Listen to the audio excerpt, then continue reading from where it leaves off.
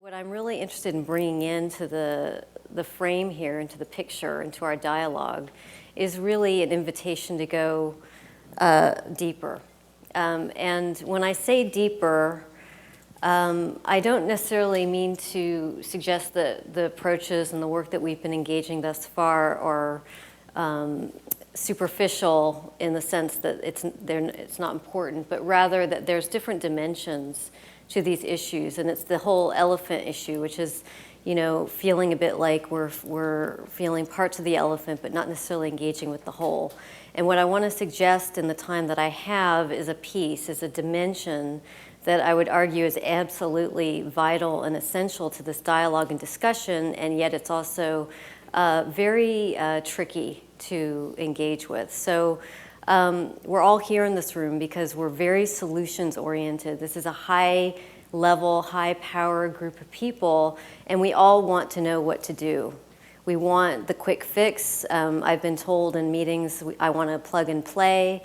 And I just want to say at the very beginning that I'm not going to be offering you a plug and play or a formula. However, what I want to suggest is that this work is entirely practical. It's entirely applicable to the work that we're doing, but it really, in terms of making that applicable, it's a collaborative process. So what I'm going to do is I'm going to put out some ideas to you. At various points, you might be wondering, well, I don't understand, how is this connected all to what I'm doing, or how do we get people to shift their behavior? And I want you to hang in there with it and really engage your own creativity and minds around how we can translate some of this work into the work that we're doing. I don't have the answers here. So I want to start by just putting out the sort of ground of being, so to speak, that informs my work and my approach to this work, which is really something that we intuitively know, that so much is happening for us in the unconscious. And it's the unconscious dimensions that I think are actually absolutely essential to how we're engaging with this. And what's really fascinating to me is that Drew Weston yesterday, he acknowledged this, and he had a list. And at the bottom of his list of recommendations and best practices, at the bottom it said, if budget allows, invest in research that incorporates and explores unconscious dimensions. I would argue that needs to be at the very top. And I know we don't want to hear that because it means it's perhaps more resource intensive, perhaps messier. It requires us to think about new methodologies, new ways of thinking about things, but the exercise he had us do was about the unconscious. Okay, so really it's my view that if we incorporate that into our work, it could have very profound and very powerful implications. I want to tell you a little bit about how I came into this work. This is a little story of how I ended up here. So I was at UC Santa Cruz in 1986, a freshman at Santa Cruz. This is the bridge that we walk across. It's an amazing campus in the woods. And I was taking an environmental studies lecture, a course. So I would go into the lecture hall, and I would hear a very distinguished environmental studies professor talk to us about one particular issue a week. I think a lot of us have been in those classes. It's a survey course. Every lecture is about, water, coral reefs, deforestation. So as a freshman, I was sitting and listening to these lectures and feeling incredibly distressed, anxious, worried, scared. And I would come out of this dark lecture hall, and then I would go across the bridge into my social psychology class with Elliot Aronson. And in this class, we would talk about social psychology. We talk about prejudice, aggression, social inclusion, kinship, and so forth. And there was really no acknowledgement, of course, about environmental issues. This was in '86. Things have shifted a little bit since then. And then I would go to my cultural studies course taught by James Clifford, who is basically just authored a book called Versions of the Self. This is the heyday of postmodernism. This is the peak of cultural studies at the time at Santa Cruz. And we would hear about the dissolution of identity, the fragility of what constitutes identity. We would talk about the social and cultural production of the self. That's what the entire class was about. And so basically, I think that it was this confluence of really kind of mind-blowing courses all coming together at the same time, plus taking literary courses on Gothic imagination, which really had to do with industrialization and our relationship with technology. So my world was pretty much blown, and I think that this is what led me to psychoanalysis. So, you know, you can read into this in a few different ways. I had my own ontological breakdown. I wrote an essay about it, about having an ontological crisis that won an essay contest. And I was in therapy, of course, as a good Californian. I've been in therapy since I was about 16. But really, what I'm getting at here is that what I was finding my way to, and I'm outing myself as a psychoanalytic researcher here. I don't usually say I'm a psychoanalytic, but I'm going to do it here because we're in New York. It feels reasonably safe and okay to do that, sort of, not entirely. But I want to really advocate for this. I want to take psychoanalysis out of the shadows and out of our conception of it as being a Victorian relic, really out of step with contemporary society, and to say that actually it has treasures, it has resources that we can and should be mining. I feel very strongly about this. One of the reasons why I'm drawn to psychoanalysis and psychoanalytic work is that it's about experience. We're used to thinking about attitude, about beliefs, about values. Okay, that's all fine and well. Okay, I'm not dismissing that. But I'm interested in how these experiences around climate change and environmental degradation live inside of us. How do we negotiate dilemma? How do we experience psychic pain of loving our car and not wanting to degrade the Arctic environment for the polar bears? That we're talking about experiential dimension, and really what that is, it's about affect. I'm going to talk a little bit about what I mean by affect. Affect is a very useful and constructive concept and term that I use in my research and in my work that is in the UK starting to evolve as really the leading edge. There's social science researchers in the UK who are actively forging new methodologies. How do we study affect?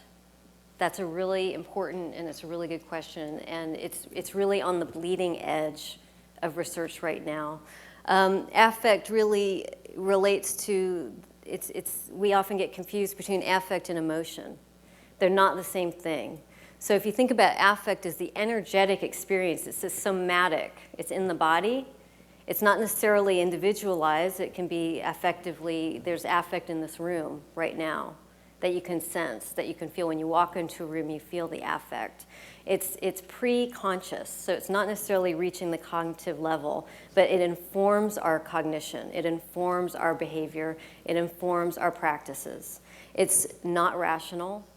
It doesn't necessarily have a linguistic representation. And arguably, affect is absolutely the ground of being. I felt in Dan Siegel's talk, I was so excited during that talk because I felt that basically everything he was talking about was relating to affect. And then the second definition that's provided in the OED is senses relating to the body. So I just want to emphasize the fact that this is a way of describing feeling in the body, not necessarily conscious.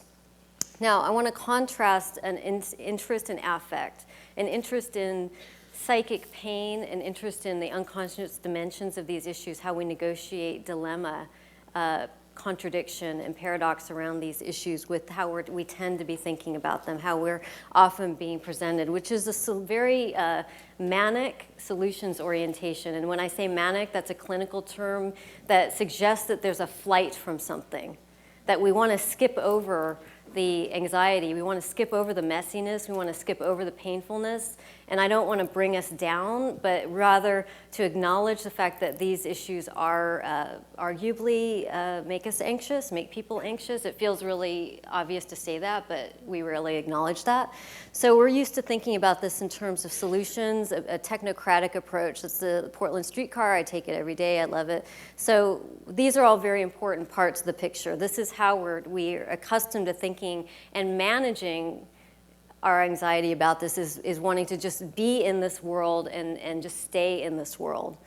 Now, what I want to suggest is that by focusing exclusively on behavior behavior is the outer expression. It's the outermost level. It's the easiest thing to measure. It's the easiest thing to study, really. But I want to suggest that when we're looking only at behavior, we're really missing so much. And so my work that I call the myth of apathy is this idea that apathy doesn't exist. That apathy is a concept that we come up with to try to explain a lack of responsiveness. So apathy itself was a term coined by public opinion researchers in the 40s. When a public information campaign failed, the public was constructed as apathetic. And so I want us to really think about how we're constructing our publics. What sort of assumptions are we making with our publics in terms of, well, we want to get them to care, we want to get them to do X, Y, and Z. And I would say that actually the risk is that it's potentially patronizing, and it doesn't necessarily take the time to understand what's actually happening for people. So I was told not to have any text in my slides, so I'm sorry, but I have a couple of quotes. And this is a bit long, but basically what I'm trying to suggest here, I'm again building the case for why psychoanalysis is useful and applicable and practical, is that it's a method of investigating the unconscious mind, and its focus is on the inner world. Okay, so the other association psychoanalysts people have with psychoanalysis is that they think that psychoanalysts have know-it-all and are know-it-alls, and go around basically, with this kind of secret power, I can psychoanalyze you and understand what your unconscious is, and that's not necessarily what it's about. I have this quote by Harold Searles, who I need to give homage to, because basically Searles published in the early 70s, and he was very prescient, and his work was largely ignored up until recently, where he basically says the current state of ecological deterioration is such as to evoke in us largely unconscious anxieties of different varieties that are of a piece with those characteristic of various levels of individual ego development. So he's talking a bit clinically here, but thus the general apathy is based on largely unconscious defenses against these anxieties.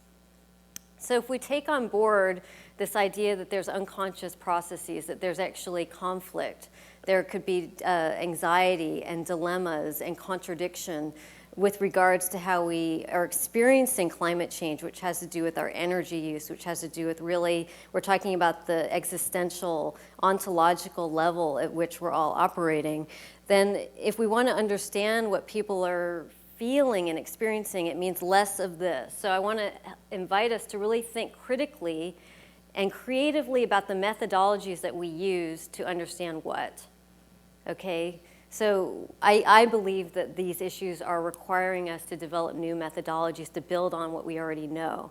And so we're seeing less of this, and again, it totally has its place, and in some contexts it does not. What we would see is more of this. This is, we would see more research methodologies that involve in-depth work, interviewing, conversation. And I threw this up because, this is from In Treatment, and people often think, okay, you're a psychoanalytic researcher, so does this mean it's all about therapy? Are we all going to have to sit and be psychoanalyzed? And in fact, Andy Revkin, when he did his Dot Earth piece, he called it Shrinking the Climate, and he had the picture of the couch, and I was a little worried about that because I didn't want to produce this association people have with the couch and with this. But really what we're talking about is more of this sort of thing. This is really where the methodologies are moving in terms of one-on-one in-depth interviewing and group work. So now I want to talk just for a few minutes about the research I did in Green Bay. So my PhD research was called The Myth of Apathy, and I did a field study in Green Bay, Wisconsin. I was funded by an organization that was connected with the Great Lakes. My only remit was to connect my research with the Great Lakes. So I chose a degraded environment with a small, beleaguered environmental community of very committed activists and scientists and educators. And I basically wanted to understand, this was a live ad that had been running, produced by an organization, Healing Our Water. And I wanted to understand how people were experiencing these issues, and I actually wanted to understand how people were, people who were apathetic, so-called apathetic. So I used a survey, and I spent a few weeks there. I partnered with a public opinion research firm. I designed a web-based survey, sent out to a few thousand people, got a pretty decent response, about 15%. And I picked people based on my questions who were self-selecting as not particularly engaged. So it was a big deal for me personally, being from the West Coast, you know, to go in and actually talk to people who, in Wisconsin, who basically looked on the surface of it to be apathetic. Now, there's a lot that I could say about my research, a huge amount, and so I'm only going to highlight one tiny, tiny little piece, which is that I used an object relations approach, which is that I conducted my interviews. I interviewed 10 people. I interviewed them 3 times, and I used in-depth, free associative interviews. So I used prompts, no direct frontal questions about the environment, about climate, about Great Lakes. And this is just one little piece to mention, is that I was picking up on the objects that people mentioned and were engaging that helped me understand and provide clues as to the complexity of how they were relating with the region. So this is a Paddle to the Sea, a children's book. This is someone's family photo his father took of the house he grew up. This is a poster of waves above someone's bedroom. This is a picture of someone's boat. So what I'm trying to suggest is that there's methodologies that are evolving that help us see that the way that we're relating with these issues are complicated. They're complex, that we're often bound up in dilemmas around engagement, that it's not straightforward. So to pull out a couple of themes from my interviews, I had a rich amount of data, and basically there were 2 key themes that I found: loss and mourning. So basically, I was expecting people to be very anxious about these issues because I'm interested in anxiety and I'm an anxious person. But what I found is that there was this incredible sense of loss and mourning. I also found, and I theorized around this is where psychoanalysis was really useful. I theorized around this idea of melancholia, clinical term, mourning that is without an object. Mourning that's not worked through and resolved because it's not clear what's actually being mourned, and it's not being socially recognized. So there's an analyst in London, Darian Leader's work. He wrote a book called The New Black about mourning and melancholia. He doesn't connect it explicitly with the environment, but I think he easily could, which is that on some level it's possible, I want to hypothesize, that we're experiencing loss and mourning without a clear object. It's not clear what's been lost, but something has. Rosemary Randall is a Cambridge-based psychoanalyst and activist who founded an organization, Cambridge Carbon Footprint. She runs groups called Carbon Conversations, and this is directly out of her work, where she takes the work of Worden, a psychoanalyst, talk about mourning in relation to climate change. And this is what she has found in her groups, which is that we need to recognize that there is loss, that loss does happen. I don't think we need to be scared of acknowledging this. It does not mean that we're not solutions-based or oriented. It does not mean that we're not have efficacy. That actually, as Seth mentioned earlier, Seth Robbins, that when in acknowledging the loss, this is what psychoanalysts and psychotherapists know. So, basically, we need to be engaging with the psychoanalytic and psychotherapeutic community actively in dialogue and in collaboration with us. Essentially, these are people who are on the front lines working in mental health. They know so much about dealing with addiction, about dealing with resistance, painful information. So I think we need to actually break out and engage with psychoanalysts and psychotherapists much more. Now, I want to just throw this up. This is really important, which is that we conceptualize these issues as a gap. In the literature, there's a lot of discourse around barriers to action and the attitude-behavior gap, the disconnect. Okay, there's a very established literature. And I want to suggest that from a psychoanalytic or a psychodynamic perspective, there is no gap. That concept does not make sense, because a gap suggests that there's an actual lack of something, that as if there's space. I wanted to have a ravine that showed space. But basically, if we think about this in a more complicated way, we recognize that it's not really a gap, it's a tangle. And not only is it a tangle, but it's a sticky, stretchy tangle that we're pulled in lots of different directions. This is where, as a psychosocial approach, this is where we get into the social piece. So this is where we get into ideology. It's where we get into the pressures, we talk about consumption and consumerism and so forth. This is the tangle. So I'm running out of time, but what this means for us is recognizing that there's inner conflict around these issues. It's recognizing anxiety, guilt, loss, and grief, identity and aspiration, and defense and resistance. So I'm rushing a little bit, but this idea of defense mechanisms is actually really potentially very helpful for us. A compassionate approach. We're at the Garrison Institute. We're really engaging with the integration of a mindfulness, a compassion. This is what we can do in our work, which is acknowledging none of us are rational or consistent. Okay? Again, think about this in the context of your work and your methodology. Emphasize good intentions and how to put them into practice. Being open about the losses. Don't be scared to acknowledge the losses, and if possible, provide a context to process this. And I would say only do these above if you're engaged, only be open about possibilities. Don't feel that we have to rush in and knock people over the head with, here is what you can do, here. It's actually, if you think about it, there's something that's being missed out here. That, if we learn from the psychotherapeutic world, if someone comes into therapy, one of the most important things to do is acknowledgement of where people are at. So I don't think we need to be afraid of that. So it's really about shifting for our conceptualization of the atomized individual to also looking at group process and conversation-based platforms. I don't have time to really talk about that, but that's where I see the leading edge of this work as well, is really the kind of, and it follows on David's talk of the group, the importance of group process and also supporting how we're all managing these issues together. So thank you.